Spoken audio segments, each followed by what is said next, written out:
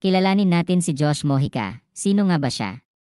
Si Josh Mojica lang naman ang may-ari ng Kangkong Chips original dito sa Pilipinas. At magsimula lahat nung kaarawan ng lolo niya na tinatawag niya ding Daddy.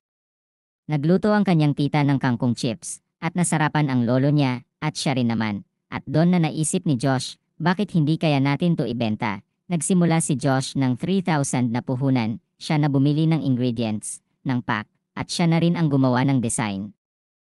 Bininta niya ito sa FB, at may bumuli rin naman. Sinabi niya sa isang interview na nung nagsisimula pa lang siya at tumigil siya sa pagluluto ng kangkong chips dahil daw hindi mabenta. Pero naalala niya yung sabi ng lolo niya na mahirap ang buhay, kaya wag mong babaan ang pangarap mo, at yun na nga, na-motivate siya at nagpursige kasama ang kanyang mga kaibigan at pamilya. Nagtulungan sila at isang araw may bumuli sa kanya 400 pack ng kangkong chips.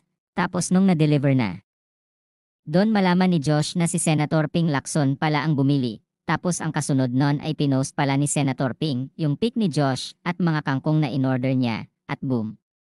Nag-viral yung post, kaya doon lalo mas nakilala ang kanyang negosyo. Isipin mo yon, murang edad na 17 ay instant milyonaryo na siya. Lalo na natulungan din niya yung mama niya. Base sa interview, hindi na rin hinanap ni Josh yung biological father niya. At ngayon tuloy-tuloy na ang paglaki ng negosyo niya.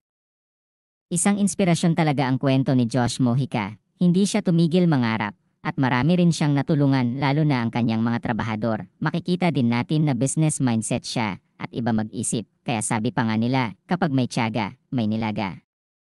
Si Josh Mojica ay ipinanganak at lumaki sa Cavite. Ngayong 2024, siya ay 19 na taong gulang na, at patuloy na nagtatrabaho. Ito nga ay nakakamangha. Ang tagumpay niya ay isang inspirasyon sa lahat.